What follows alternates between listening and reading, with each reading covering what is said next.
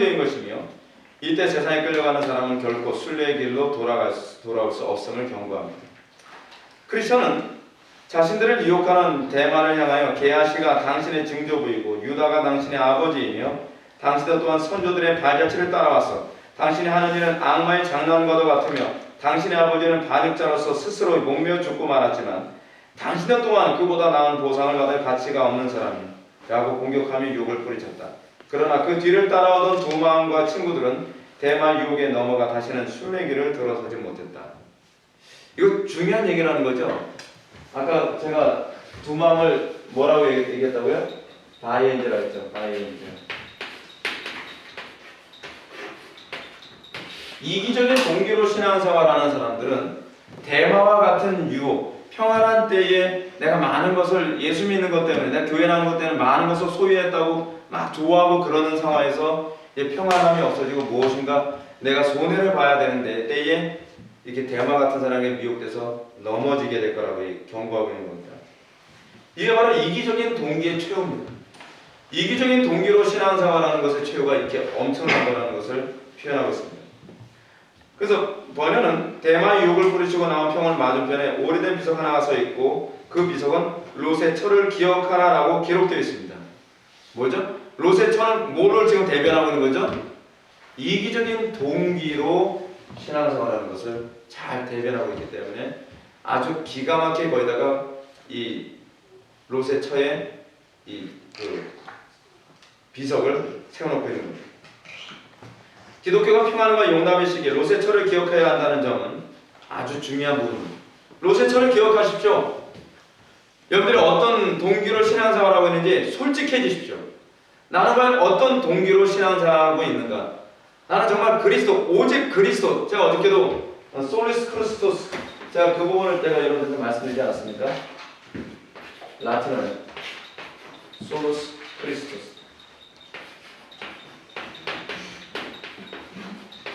이게 H가 들어갔던가 안 들어갔던가 이게 좀 헷갈리는데 하도 써본 지가 오래돼서 솔루스 크리스토스, 오직 그리스도로나.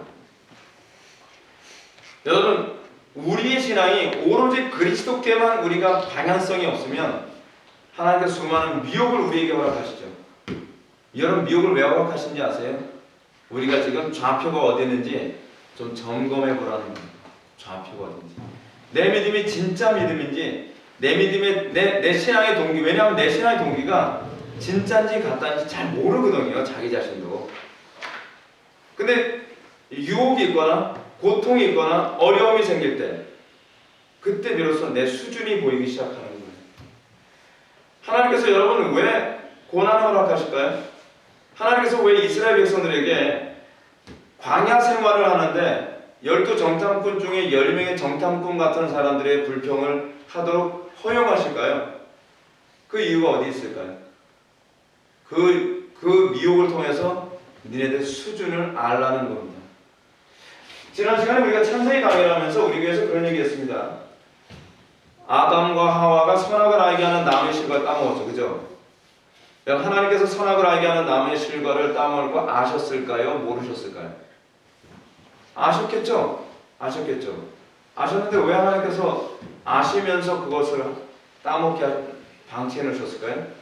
만사 자꾸 이거 가지고서 뭐 예지냐, 예정이냐, 작정이냐 그래서 그 얘기 하자는 게 아닙니다. 여러분, 사실은 창세기의 그 본문 자체는 물론 조직신화의 큰 틀에서 본다면 작정이라는 교리와 관련해서 얘기할 수 있어요. 그렇지 않다는 건 아니에요.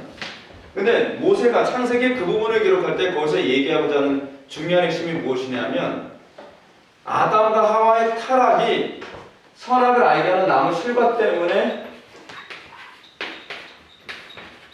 타락한 게 아니라는 거예요. 선악을 알게 하는 나무의 실과를 따먹은 것은요, 타락한 것이 입증된 것 뿐이에요. 표면적으로 드러난 것 뿐이에요. 이미 죄는 어디서 진 거죠? 우리 심령에서 이미 진 동기가 거기서 감춰진 동기가 선악을 알게 하는 나무의 실과 통해서 입증된 거예요. 우리는 자꾸 그러죠. 하나님, 왜 저한테 미혹을 허락하셔서 제가 이렇게 되게 만드셨습니까? 너는 미혹이 없어도 원래 그 상태거든. 근데 그 상태라는 걸 드러내려면 이걸 허락해야 돼. 그래서 이걸 허용 작정이라고 얘기해요. 굳이 작전 교리를 얘기할 때 하나님께서 왜 허용하시느냐? 우리의 수준을 알게 만들기 위해서예요. 그래서 여러분들이 원치도 않은 어떤 어려움이 생기죠. 때는 어떤 손해도 보기도 하시죠. 여러분들이 원치 않던 어떤 미혹을 허락하시기도 하시죠. 그러면서 하나님께서는 뭘 드러내신 것이죠? 네가 삶의 동기가 무엇이니 좀 생각해봐. 고민해봐. 사실은 선악을 남의 실과 이 사건은요, 우리에게 던지는 메시지가 굉장히 큽니다. 우리는 다 그렇게 얘기하죠. 나는 오로지 예수님만 바라봐요. 나는 내 신앙은 순수해요. 진짜 순수할까요? 고난이 있어도 10명의 정탐꾼의 불평을 듣고서도 여러분 선동 안 된다고 여러분들 보장할 수 있을까요? 여러분들에게 엄청난 어려움과 박해가 온다고 할지라도 여러분들이 예수를 믿는다고 고백한다고 보장할 수 있을까요? 여러분들이 엄청난 손해를 본다고 할지라도 여러분들이 하나님의 말씀대로 산다고 여러분 보장할 수 있을까요? 우리는 이런 상황에 처하기 전에는 내 마음의 상태가 어느 수준인지 알 수가 없어요. 선악을 알게 하는 나무의 실과 생명나무의 실과 여러분 보십시오. 창세기에서 보게 되면 참 재미있는 게 뭐냐면 뱀이 처음부터 너 이거 먹으면 네가 하나님처럼 되리라고 얘기하지 않았어요. 뱀은 뭐라고 얘기했죠? 야, 하나님께서 정령 동산에는 모든 실과를 먹지 말라 하더냐? 교묘하게 미혹을 했죠. 근데 하와가 그냥 있는 그대로 얘기하면 되잖아요. 아니 하나님께서는 선악을 알게 하는 나무의 실과만 따먹지 말고 나머지 다 먹어도 된다 그랬어요. 하와가 여러분 IQ가 떨어져서 그거 말을 못했겠습니까? 여러분 인류 창조한 인류 중에서 가장 머리가 좋고 가장 그 상태가 좋은 사람들이 그 사람들이거든요. 근데 뭐라고 하죠? 하나님께서 동산의 모든 실과 중에서 이거는 먹지도 말고 만지도 말고 뭐 온갖 뭐 자꾸 갖다 붙이죠 막. 왜요? 은연 중에 선악을 알게 하는 나무의 실과 그거 따먹지 못한 것에 대한 불만이 내재되어 있다는 것이 거기서 튀어나오는 거예요. 여러분 요즘에 교회 안에요 신천지 굉장히 많이 들어오잖아요. 신천지가 들어와서 얘기해요. 평소에 누가 자극 안 줄 때는 그래도 뭐 신앙 좋은 거 같죠. 근데 신천지가 뭐라 해요? 신천지가 꼭 미혹하는 게 뭐잖아요. 그 목사님이 동산의 모든 실과를 다 먹지 말라 하더냐? 이런 식으로 미혹하거든요. 간이고 쓸개고 다 빼줄 것처럼 너무 잘해주면서 은근히 제 불평이 날 만한 걸 살짝 건드려요. 근데 살짝 건드려서 반응이 나오면 오케이 저거는 좀 건드리는 가능성이 있겠다. 그게 뱀이 하는 방식이에요. 처음부터 노골적으로 신천지 드러내지 않아요. 너 성경 공부 갈래? 우리 그 성경 공부해야 되면 신천지야 우리 신천지거든? 이렇게 안 한단 말이에요. 우리가 항상 하나님께서 그런 미혹을 허락하시면 우리의 심령의 상태가 어떤 상태인지를 입증하기 위해서 드러내기 위해서요. 그래서 여러분들 뭐 해야 됩니까? 하나님 앞에 어떻게 여러분들 어떤 성격을 드러낼 것인가를 고민해야죠. 그래서 여러분 예수님이 광야에서 40일간 금식하시고 난 다음에 예수님이 미혹을 받죠. 동일한 유형의 미혹이거든요. 첫 아담이 실패했던 미혹을 마지막 아담이 승리함으로써 소위 그리스도와 연합되어진 하나님의 백성들의 심령 상태가 어떤 상태가 되어야 되는 것을 얘기하는 것이죠. 뭐죠? 동기가 그리스도께 향한 사람으로 만든다는 거예요. 하와의 이 불평의 원인은 무엇이냐면 동기가 하나님을 향해서 살아가는 것이 아니기 때문에 그런 거예요. 풍요가 목적이었던 거죠. 기왕에 허락하려면 왜 선악을 하게 한 남의 실과 그거 하나까지 허락하면 뭐 더 나? 그것이 문제인 거죠. 자, 절망의 거인과 소망 보시겠습니다. 절망의 거인과 소망. 갈 길이 좀 바쁘네요. 크리스천과 소망은 계속 순례의 길을 가다가 평탄한 길을 넘어서 거칠고 험난한 길을 걷게 됩니다. 이로 인해 그들의 발은 부르트고 마음도 매우 침체되었습니다. 그들은 길이 더 좋아지길 바랬습니다. 그런 상황에서 왼편으로 하나의 초장이 보였습니다. 근데 이 초장이 뭐하고 이렇게 비슷하죠? 푸른 초장과 비슷해요. 근데 여기는 푸른 초장이 아니라 무슨 초장이죠? 곁길 초원이에요. 곁길 초장. 그 초장으로 넘어갈 수 있는 여러분 푸른 초장이 아마 33 되겠습니다. 이 초장은 푸른 초장과 매우 흡사합니다. 이 말은 복음이 가져다주는 풍요 및 안락과 매우 우수한 평안을 약속해 준다는 거예요. 뭐가요? 타협이. 살짝만 타협하면 피곤하게 신앙생활 안 해도 된다는 거죠. 지금 여기서 뭘 얘기하죠? 평탄한 길을 넘어서 거치고 험한 길을 걷다 보니까 어떻게 해요? 발이 아프죠. 그러니까 어떻게 해요? 옆에 푸른 초장, 그 새끼 초장을 살짝만 넣어서 그건 잔디밭에 쫙 깔려있거든요. 그럼 덜 피곤하고 너무 좋은 거예요. 조금만 타협하면 피곤하게 신앙생활 하지 않아도 되는데. 그렇습니다. 여러분, 신앙생활요 피곤하지 않게 하는 방법 제가 가르쳐 드릴게요. 조금만 타협하세요. 그러면 피곤하지 않아요. 근데 조금만 타협한 결과가 얼마나 끔찍한지를 번연히 설명해 줍니다. 뭐냐면 절망의 거인에 붙잡혀서 나중엔 자살까지 생각하게 된다는 거예요. 그래서 자살교리가 나와요. 자살교리가. 이때 바로 앞에 한 사람이 자기들처럼 그 길을 가고 있는데 그 이름은 헛된 확신이었습니다. 여러분, 우리가 동료 신자들이나 그렇지 않으면 다른 목회자들을 굉장히 조심해야 되는 게 뭐냐면, 많은 사람들이 어떤 사람들을 찾아다니냐면 나는 약간 타협하고 싶은데, 예를 들어서 이런 사람이 있습니다. 어떤 성도가요 저한테 목사님 상담할 게 있어서 왔습니다. 그래요. 뭔데요? 제가 지금 이러이러한 문제 때문에 어려움을 겪고 있는데 어떻게 하면 좋겠습니까? 성경이 뭐라고 하는지 아시잖아요, 성도님. 근데 왜 자시고 뭐 성경대로 사세요. 그게 성경이 우리에게 가르치는 바예요. 그게 가장 빠르게 가는 방법입니다. 그랬더니 예. 그러더니 가요. 그런데 다른 사람한테 또 물어봐요. 왜 물어볼까요? 내가 원하는 대답을 해주는 사람 찾아다녀요. 자기가 원하는 대답을 해주는 사람을 만날 때까지 계속 찾아요. 그래서 그 사람은 지지기반이에요. 이 사람은 이렇게 얘기해야 우리 목사님은 왜 그렇게 얘기해요? 이게 좀 문제 있는 거예요. 그리고 제 설교를 들으면서 제 설교가 설교하는 바들 사람들 피곤한 사람들의 특징이 뭐냐면 밤새도록 인터넷 뒤져요. 밤새도록. 이 설교도 들어보고 저 설교도 들어보고 자기가 원하는 얘기를 해주는 목사님을 찾아다니는 거예요. 그러나서 눈이 밤에 잠을 못 자는 거 뻘개서 오는 사람이에요. 목사님, 유명한 어떤 목사님은 이 부분에 목사님 확실히 말씀하시는데 다르게 이렇게 말씀하시는데 속이 훤히 들여다보이죠. 뻔한 거죠. 당신이 원하는 설교를 찾아다니고 있군요. 그러니 미혹이 안 될 수가 없죠.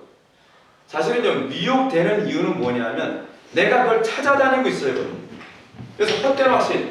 여러분, 거짓된 목회자들이나 그렇지 않으면 잘못된 신앙의 길을 가는 사람들이요 엄청 확신이 강하다는 거 알고 계십니까? 그 헛된 확신을 가지고 괜찮아 그렇게 해도 신앙생활에 아무 지장 없어, 나 그렇게 살아가는데 뭐 나 봐, 그러면서 그 사람을 따라다니면서 같이 멸망하는 거예요. 그래서 그 사람은 크리스천이 이 길을 어디로 통하냐고 묻자 천성문으로 통하지요 라고 아주 당당하게 얘기해 줍니다. 모르면 좀 가만히 있죠. 그죠? 그러나 이렇게 확신에 찬 대답을 한 사람은 자기 앞에 있는 길을 보지 못하고 깊은 웅덩이에 빠져 결국 몸이 갈갈이 찢어져 죽고 말았습니다.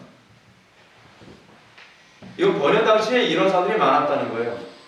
여러분들이 원하는 얘기를 하는 사람을 찾아다니지 마십시오. 여러분들이 원하는 얘기를 해주는 사람들은 사실은 찾기가 굉장히 쉽습니다.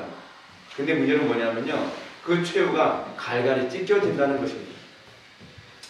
얼마 가지 않은 크리스천과 소망은 여기서 여러분 헛된 확신에 관해 잠깐 얘기해볼까요? 135예요. 헛된 확신은 오늘날 거짓 교리에 빠져서 다른 동료 교인들을 미혹하는 사람들이나 목사를 말한다. 헛된 확신을 가진 자의 특징이 뭐냐면요, 교리적으로 신중함과 철저함이 없습니다.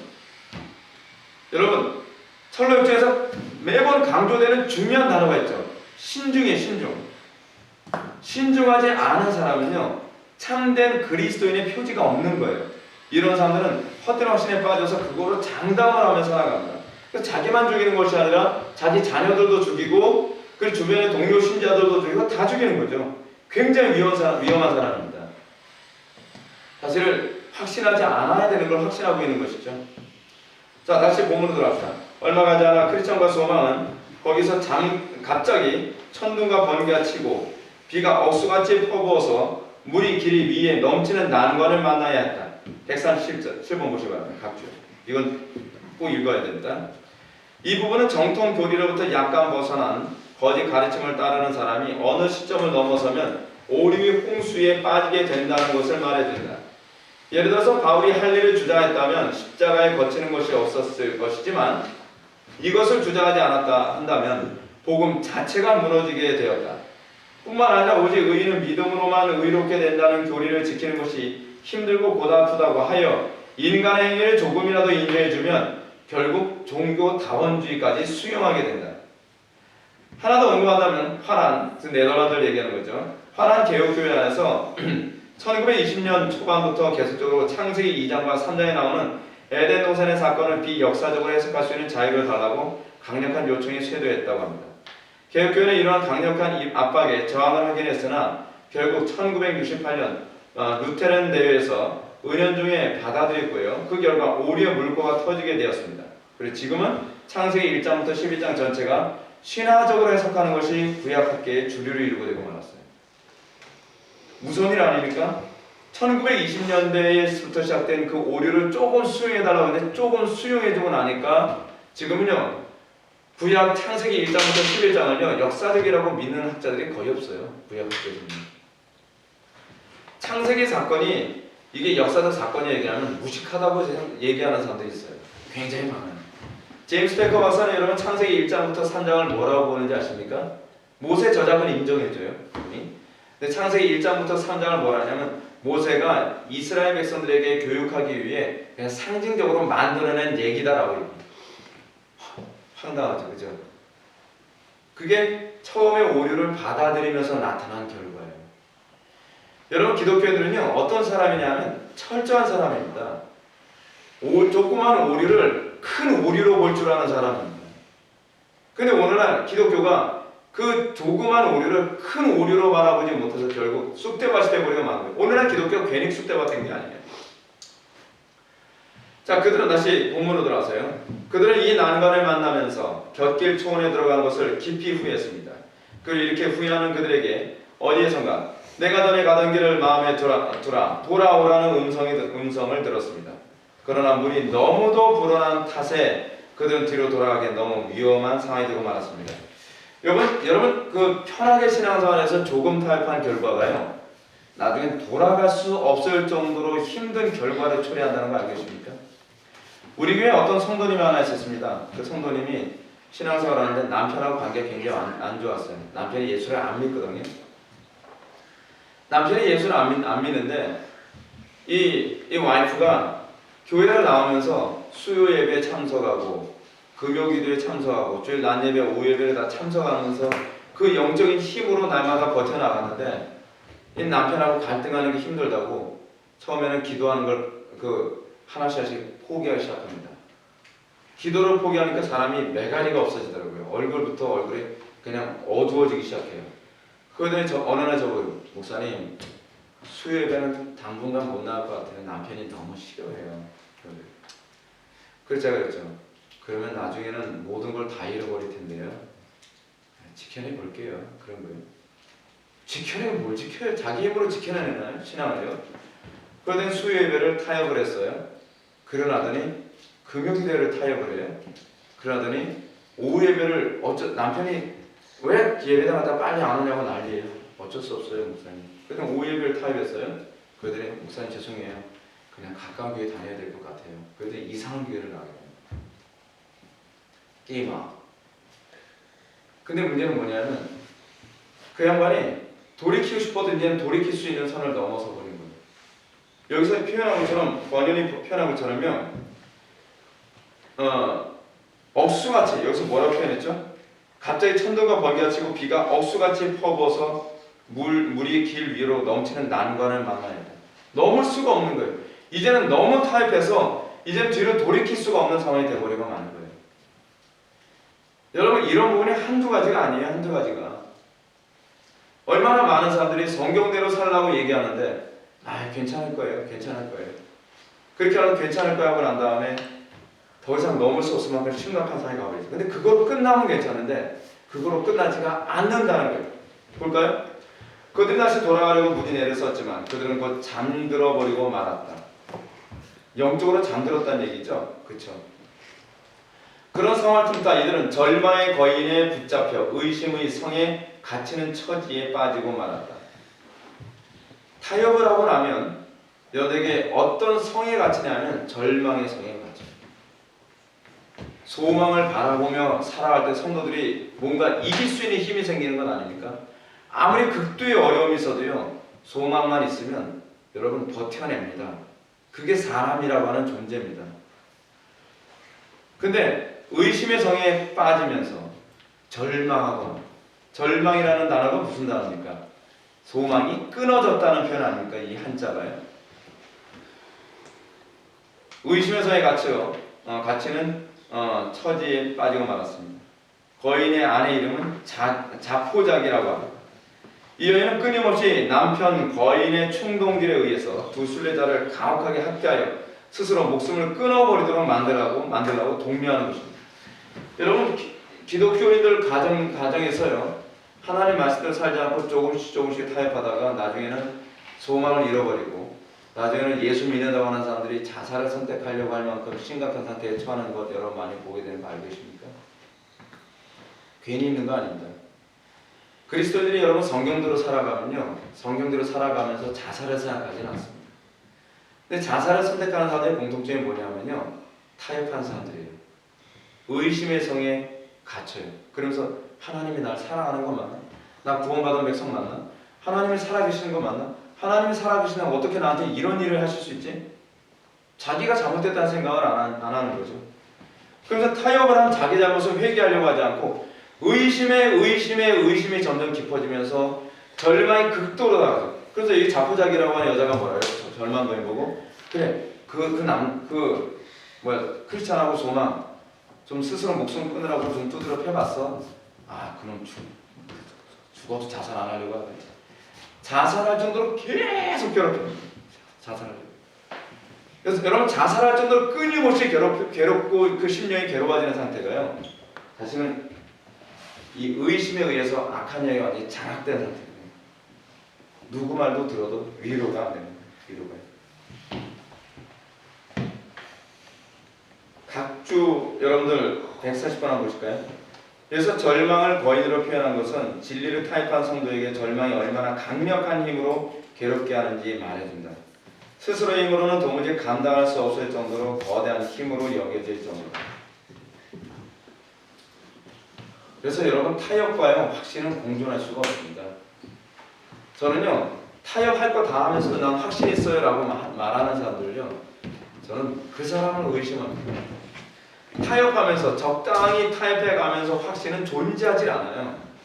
정상적인 신앙은요 타협하면 확신이 사라져요.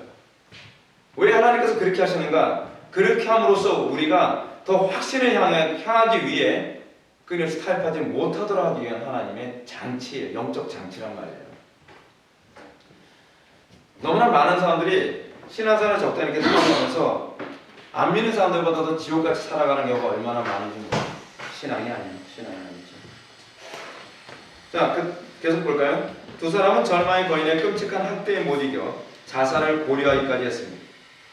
그러나 이러한 자살의 충동은 소망의 권면으로 절제됩니다. 소망은 여러분 거듭난 사람은요 소망을 버리지 않습니다. 왜냐하면 이건 성리의 역사이기 때문에 그래요.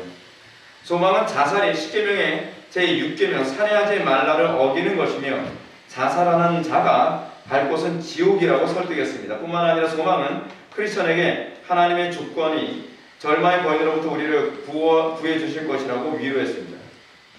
이러한 위로는 크리스천이 흔들릴 때마다 반복되었습니다. 여러분 이 자살에 관한 교리 잠깐 좀 얘기를 해드릴게요.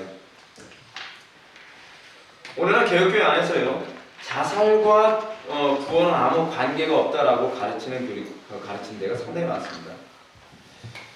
여러분 자살과 구원에 관한 문제 상관이 없다고 생각하십니까? 저는 그렇게 생각 안 합니다. 그 번연 당시도 지금 그 부분은 그렇게 얘기했어요.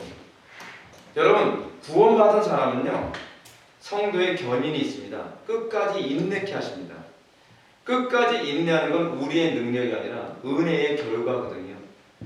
근데 요즘에 개혁교회가 그런 거에 좀 많이 타협을 하는 것 같아요. 다른 사람들, 교회 안에 자살하는 사람들이 굉장히 많으니까. 유명 연예인들 중에서 자살한 연예인들이 기독교인들 많잖아요. 그러니까 그런 사람들 듣기 좋게 만들려고 자살과 구원이 아무 관계없다 그러는데 그게 그 문제가 아니에요. 구원받은 사람은 자살이 안 돼요. 하나님께서 허용을 안 해요. 여러분 자살은 내가 선택할 수 있는 겁니까? 아니에요. 여러분 자살 쉬운지 아십니까?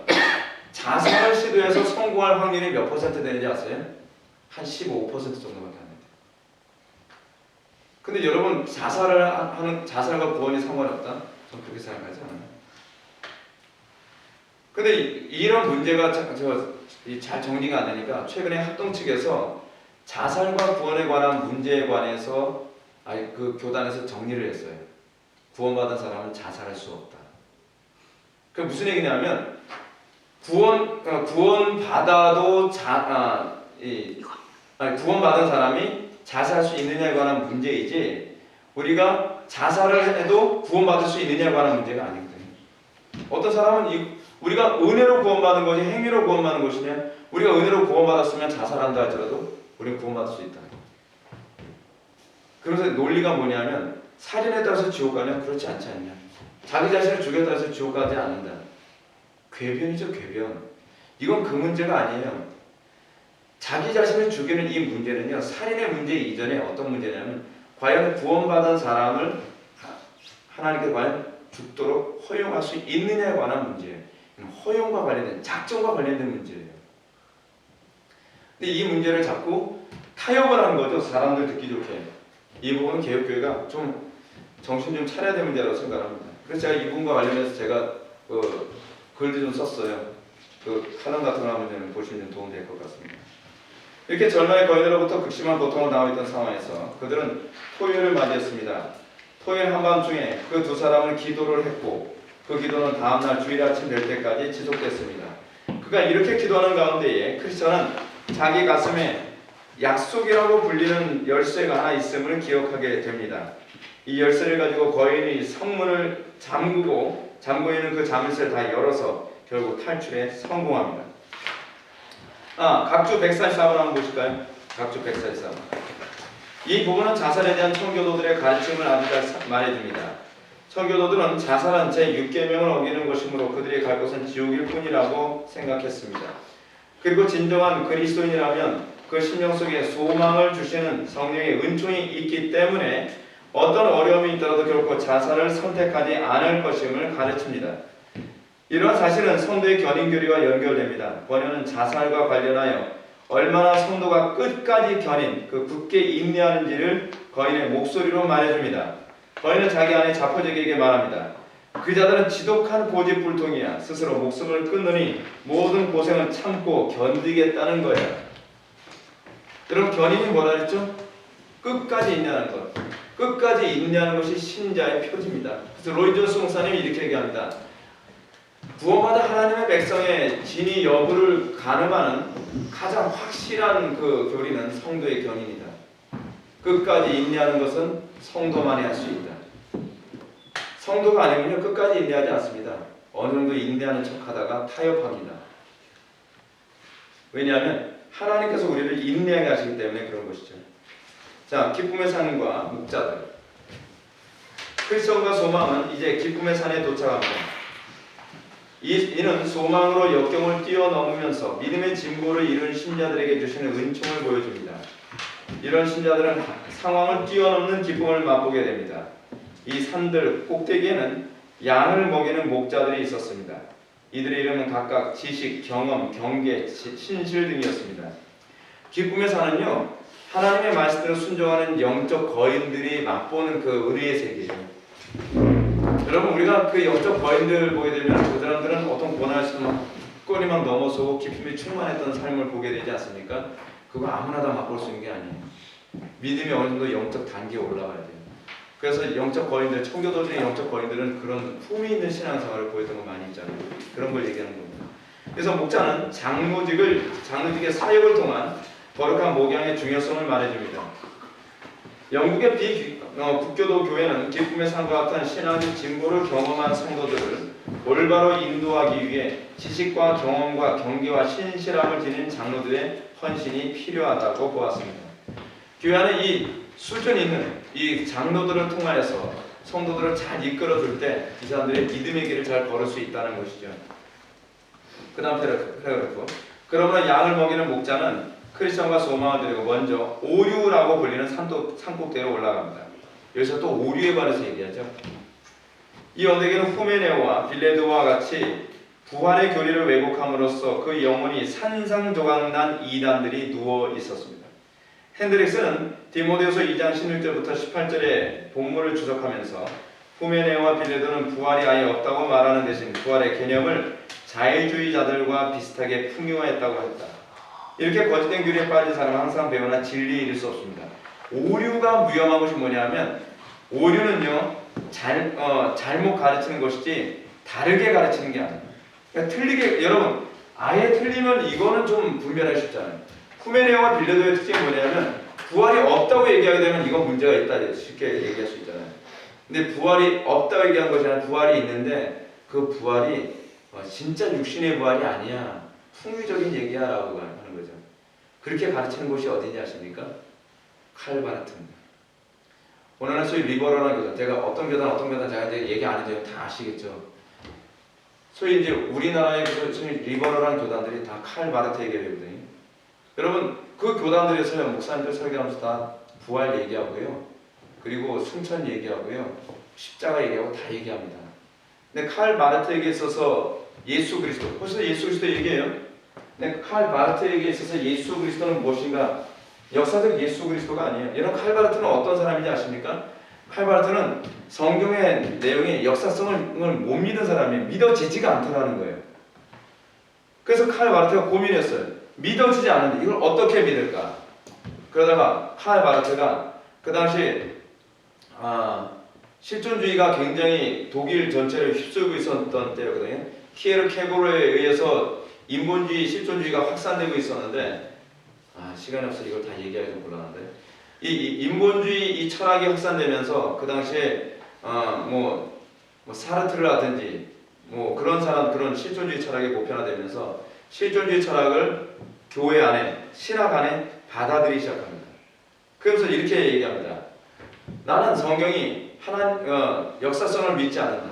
그러나 성경을 읽다가 이것이다 라고 붙잡고